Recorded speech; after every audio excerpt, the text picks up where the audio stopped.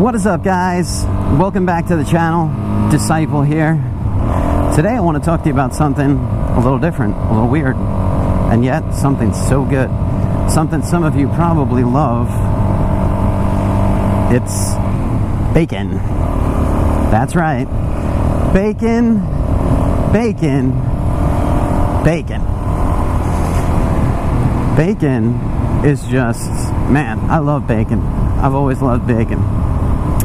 Living in New York, I mean, it's like delis are all over New York. A bacon, egg, and cheese is like the the breakfast of the state, I guess you would say, in New York. Everyone here knows what a Beck is, a bacon, egg, and cheese. But anyway, bacon just seems to be one of those foods that most people like. It's delicious, it's crispy, it's salty, right? What's not to like? I mean, bacon's one of those foods you can you could basically add it to almost anything. I'm not going to say anything, but almost anything, and make it better, right? For instance, think about a delicious, juicy cheeseburger, right? Now, add bacon. Whoa. Even better, right? Even better. What about a hot dog? You ever think about taking a hot dog, a delicious hot dog, already good on its own, and wrapping it in bacon? Guys, amazing. Delicious. Mac and cheese. Mac and cheese is already so good, such an awesome side dish or even main course, and yet, crumble up some bacon, add bacon on top. Wow. Even better. Guys, there's so many things you could do with bacon. How about this one? A maple glazed donut. Guys, I love donuts. I gotta say, cakes, sweets, donuts, definitely one of my things. Love them. But guys, bacon maple glazed donut? Even better. It's just a one-up. Bacon is like the one-up meat. How about this? What about bacon flavored ice cream? Can you believe it? It's out there. There's a lot of brands that have it. And probably the most classic meal for bacon is it just a nice, thick, juicy BLT. A bacon, lettuce, and tomato on a roll. Put a little mayo on that because, bacon's not greasy enough as it is, right? Just absolute deliciousness. And yet, I must admit that very recently, I've had to stop eating bacon. Now, I know what you're thinking. You're probably thinking, yeah, the doctor told you it's not healthy for you. And that's actually not why I stopped eating bacon. You see, like many of you out there, if you're Christians like I am, you probably got taught that Christians today, ever since the cross, that we're no longer under the law that we find in the Old Testament, or the law of Moses, whatever you want to call it, the Torah, as I like to call it, that we're no longer under those rules. And I would say that probably none of you out there, if you have any knowledge at all of the Bible, would disagree that in the Old Testament, God forbid the Israelites to eat pork. Now, not just pork. I know I'm talking about bacon here, but the truth is there were a lot of food laws. God set aside things that were clean and things that were unclean, things that you could eat and things that you should not eat.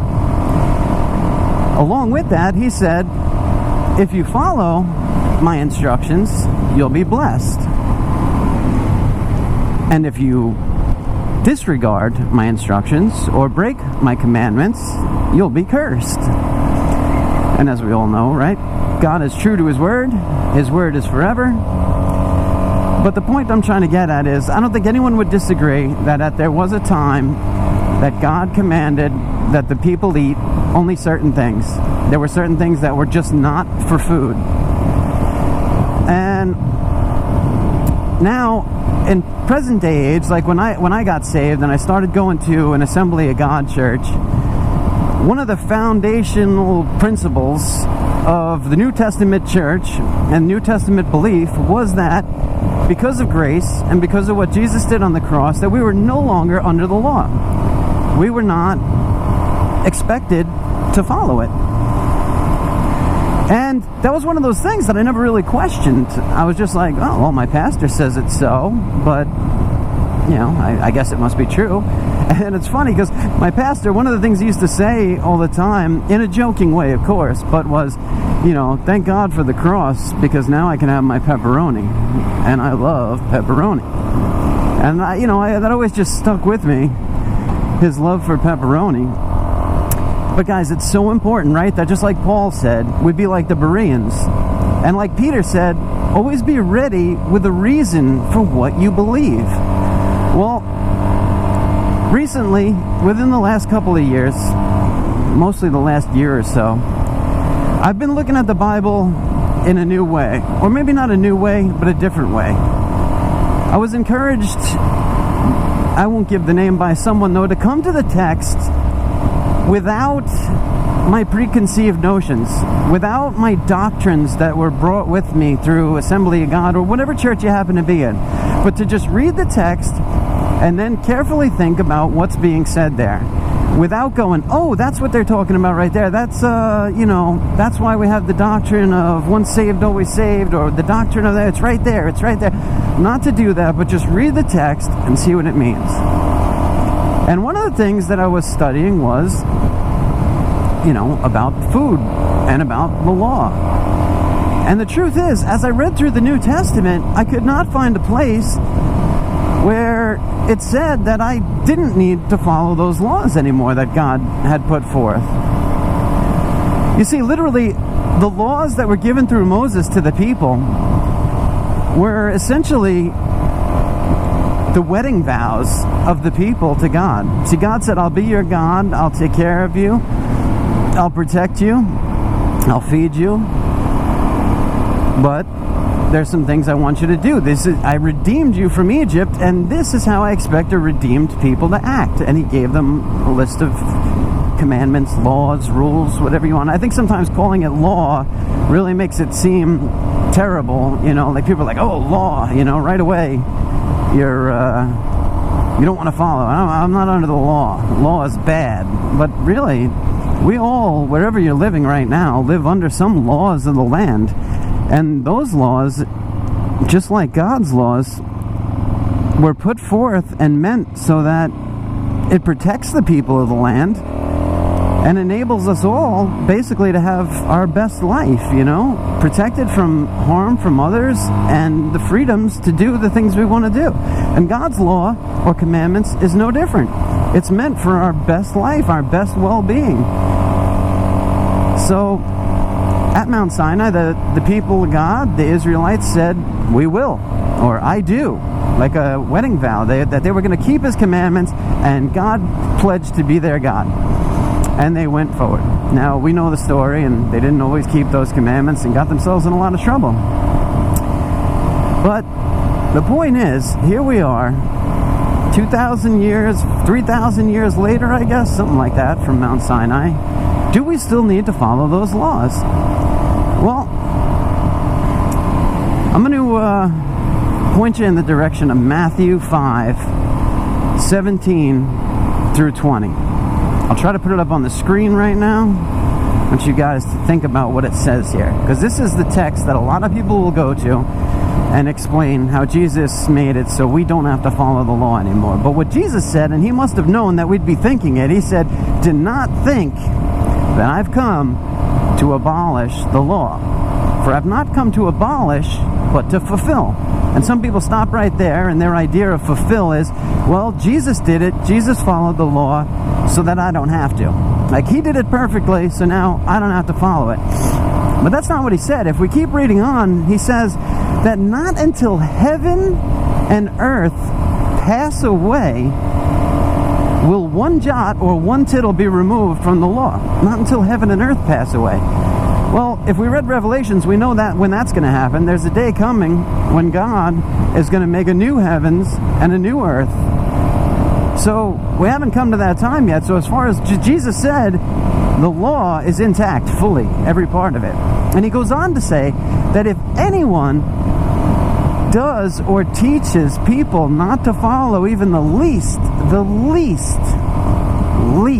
of the commandments, that they would be least in the kingdom. Now, I guess there's a plus to this. You're still in the kingdom, according to that, right? You're just least in the kingdom. And for some people, just getting in by the skin of their teeth is enough. But for most of us, shouldn't the goal be to be great in the kingdom? To please God after all he's done for us? Well, he goes on to say that whoever does and teaches all the law and the prophets, even the least of the commandments, will be great in the kingdom. Remember, whoever does and teaches. So it's not just like the law, as some people will say, oh, it's still there, it's still a thing, it's not gone, it's just that we don't have to follow it. No, Jesus said, whoever does and teaches. So, we're to do and teach all that was found in the law and the prophets. Because he didn't come to abolish it, just as he said, but rather he came to fulfill it. And we'll go more into that in another video, but the point is that I don't think, and before you go, I know there's a couple scriptures out there that people will use to try to say that we're not under the law anymore. Most of it comes from Paul, and I would say to you, you should be heeding Peter's warning that many would come, many unlearned people would come, read Paul's writings, and twist it to lawlessness. Well, if he warned us not to twist it to lawlessness, then what does that mean? It means Paul wasn't teaching against the law. And maybe we were misunderstanding him. Paul was a brilliant man. But here's the thing. I don't care if it's Paul or anyone. Who can you put forth that can contradict the words of Jesus and be right? If Jesus said that his followers should do and teach all the law, then that goes for us too. And I'll make another video talking about some of the other scriptures that people use to try to say that you can eat whatever you want now, that it's different now in the New Testament. But really, the truth is that Jesus was our example, was he not? I don't think any Christian would disagree with that. Jesus was our example. And yet, it says Jesus was without sin. Well, what is sin? Sin, defined by the Bible, is transgression or breaking the law. What law? God's law.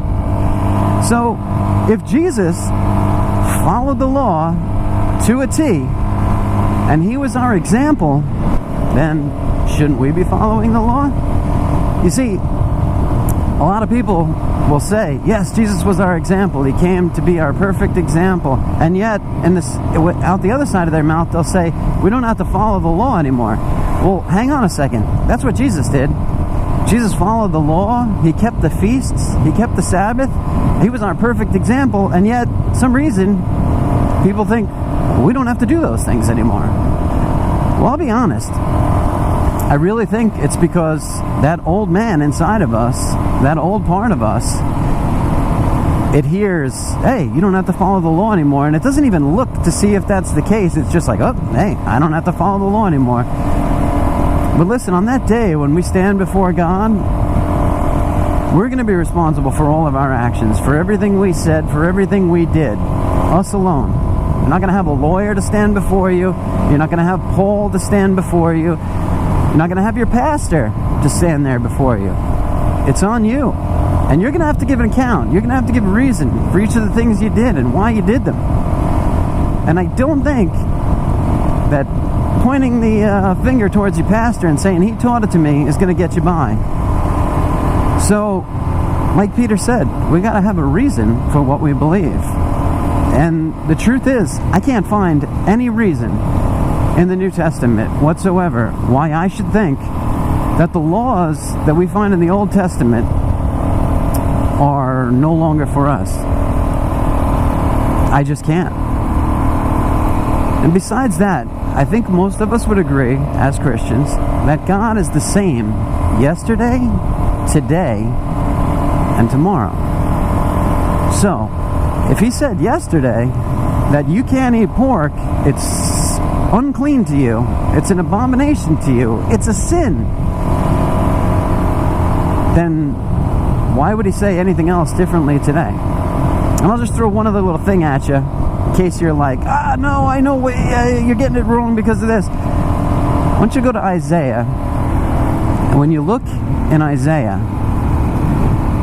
there's a part, and the chapter slips my mind, I think it's 64, Isaiah 66 maybe, right? And it's talking about the future when Jesus comes in the kingdom.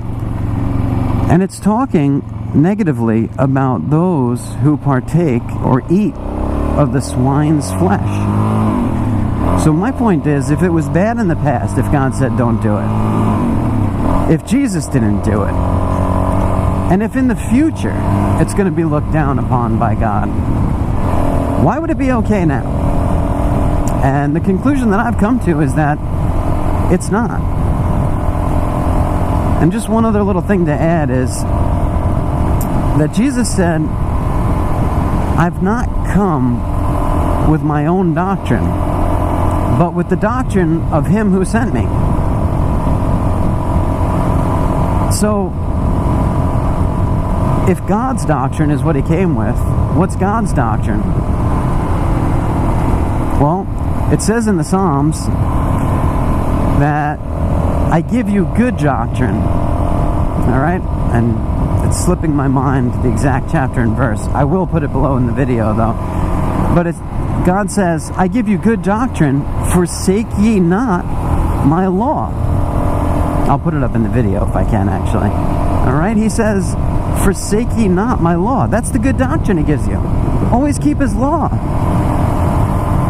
Guys, this whole idea that Jesus came and did away with the law, I think it's wrong. I think we need to re-examine that. But because of this, I had to stop eating bacon. And I loved bacon. I ate a lot of bacon. But I'll tell you what, guys, I'd rather eat turkey bacon, which, in my opinion, is almost just as good, and please God, than to continue to eat bacon and take the chance that I'm not pleasing God. That's just a chance I'm not willing to take. So, listen guys, if you have some other ideas about it, if you have some reason you think I'm wrong, guys, please, let's talk about it in the comments below. If you found this video helpful, or you want to share it with someone else, please do. Please like and subscribe. And guys, I hope to see you in future videos. This is my probably the first video I'm out riding on the DRZ. This is probably a little different scenery for you guys to see me at this angle on the DRZ. And I gotta tell you, I am loving this bike. I really am. It's just so fun to ride. It's only a 400, doesn't have a ton of power, and yet this thing just zips around and it's a blast. It's an absolute blast to ride on. So guys, read your Bibles. Have a reason, like Peter said, for everything that you believe. And I don't think Peter just meant just have a reason why you believe in Jesus, but he said for anything that you put forth as truth, have a reason why you believe that. Search the scriptures. You find out for yourself. Are the food laws still for us today? Or were they just for a certain people at a certain time? I think you'll find that it's for us today. That as Jesus said, until heaven and earth pass away, not one jot or one tittle shall pass from the law. But it's all good instructions from a great Father who wants us to live a holy life, pleasing to Him. And His instructions have not changed because He doesn't change. And guys, I look forward to talking to you. I look forward to seeing you guys in the next video. You guys have a great day. God bless you.